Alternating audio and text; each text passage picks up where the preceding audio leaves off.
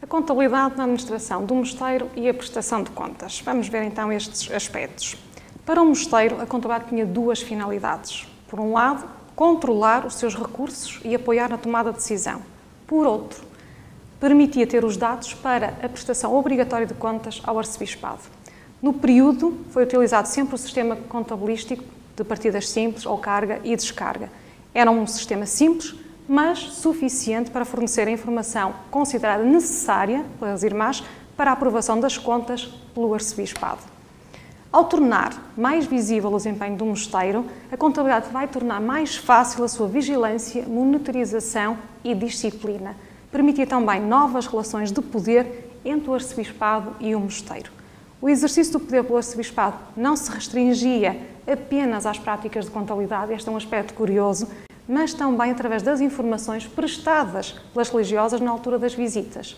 E aqui entra a parte interessante, é que o arcebispo, ao deslocar-se ao mosteiro, não se limitava a ver as contas, a analisar a sua exatidão ou não, ou possíveis erros, mas ele tinha a preocupação de falar individualmente com cada uma das irmãs para saber o que é que se passou desde a última visita até agora. Ficava a saber coisas muito interessantes, nomeadamente disputas de poder, para a eleição da abadesa, maus tratos que eram praticados, tudo isso ele ficava a conhecer com essas conversas pessoais e individualizadas com as irmãs. E isso permitia ter uma noção do que se estava a passar.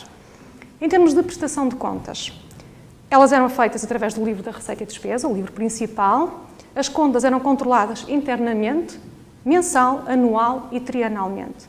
E externamente de 3 em 3 anos. O controle interno mensal era feito às despesas, realizadas pela Madre Tesoureira e ao celeiro, ao dinheiro e ao que existia em espécie, e era realizado no primeiro dia do mês seguinte àquele que dizia respeito. No fim do ano, havia um controle rigoroso de todas as despesas, conferindo os valores entrados, saídos e o que existia na arca do depósito e no celeiro, com os valores entregues à Madre Tesoureira e os que eram pagos pela Madre Escrivã. No fim do triênio, controlavam todas as contas de receita e despesa. Não obstante o controle interno rigoroso, houve contas que não estavam corretas e algumas delas foram mesmo corrigidas pelo arcebispado. E outras não foram detectadas. Também encontramos menções honrosas às contas, ou seja, não é apenas salientado quando há erros, mas quando as contas estão devidamente elaboradas, é dito muito bem, as contas estão perfeitas de acordo com as regras que foram estabelecidas. Aqui podemos ver a contabilidade como uma ferramenta poderosa ao serviço do arcebispado para controlar o mosteiro à distância. E vamos terminar a nossa apresentação sistematizando o que foi apresentado sobre esta temática da contabilidade e a religião e, em particular, este mosteiro. As perguntas que nos nortearam foram: como estava organizada a contabilidade no mosteiro de Santana, Viana do Castelo, para os séculos XVIII e XIX? Sistematizando, a contabilidade era feita pelas próprias religiosas, assentava em 2 órgãos, um financeiro, a arca do depósito, controlava as entradas e saídas do dinheiro, e outro de armazenamento, o celeiro, entradas e saídas em espécie. Assentava ainda nos livros das visitações, a quando das visitas ao mosteiro, e nos livros de receita e despesa, a quando da aprovação das contas. Quantos e que tipo de livros eram utilizados? Dispunha de um vasto património, este mosteiro era riquíssimo, e explorava direta e indiretamente as suas propriedades. Tinha também receitas de várias origens, e as despesas eram muitas, porque era uma comunidade considerável. Utilizava vários livros auxiliares para controlar as propriedades e arrendamentos e possuía livros principais para controlar a receita e as despesas.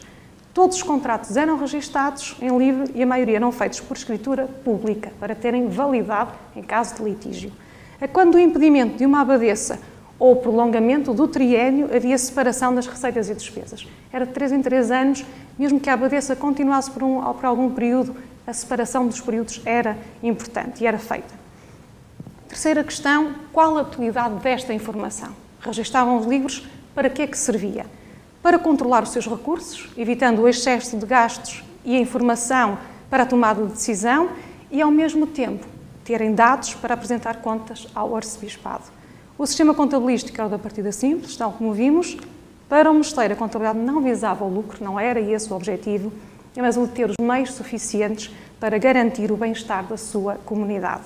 Para o arcebispado, não servia como fonte de rendimento, porque se o mosteiro tivesse excedente, não tinha que pagar nada ao arcebispado, mas era um meio de controlo à distância dos recursos do mosteiro.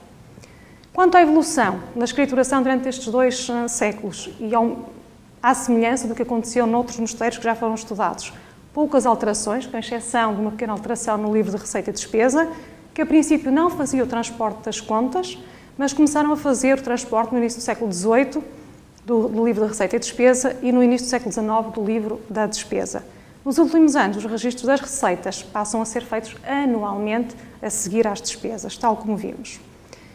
A quem e como eram prestadas as contas? A resposta já está dada, mas sintetizando, a prestação de contas era feita ao arcebispado, através do livro de receitas e despesas. As contas tanto eram aprovadas no mosteiro como no paço episcopal.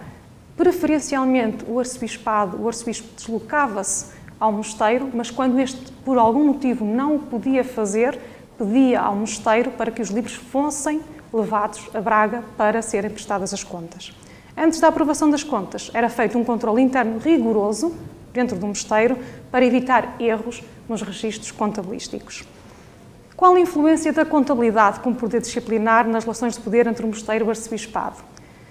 O regime da fazenda estipula tudo, foi imposto pelo arcebispado e permitia o seu controle à distância através dos registros contabilísticos, atuando como poder disciplinar. Se os livros não estavam devidamente registados de acordo com este regime da fazenda, eles tinham que ser todos elaborados novamente. E se as regras não eram seguidas, eram chamadas a atenção e tinha de ser tudo corrigido. As práticas de contabilidade tornavam assim mais visível o desempenho do mosteiro e tornavam mais fácil a sua vigilância, monitorização e disciplina. Foi encontrada ainda evidência do exercício do poder disciplinar pelo arcebispado, foi encontrada também evidência do exercício do poder disciplinar da própria abadesa, através da vigilância hierárquica que esta exercia e das práticas de contabilidade.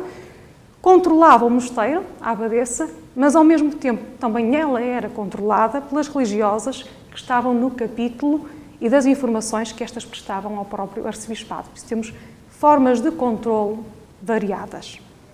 Em conclusão, tendo em conta a quantidade de mosteiros que existiram em Portugal e também existem no Brasil, e o potencial existente nos arquivos portugueses e acredito também nos brasileiros, ainda existem poucos estudos contabilísticos sobre os mesmos. Os estudos destas organizações são importantes porque ajudam a compreender a relevância da contabilidade na gestão do património e das relações de poder em instituições altamente hierarquizadas. Podemos aprender, ao efetuar estes estudos, que a segregação de funções, por vezes esquecemos atualmente, a segregação de funções, a prestação de contas e a responsabilização de quem assumia os cargos era algo muito importante, sendo todos os níveis hierárquicos auditados. E termino aqui a minha exposição, só apresentando uma imagem que eu considero muito bonita do livro de receita e despesa desta ordem. Obrigada pela vossa atenção e foi um prazer.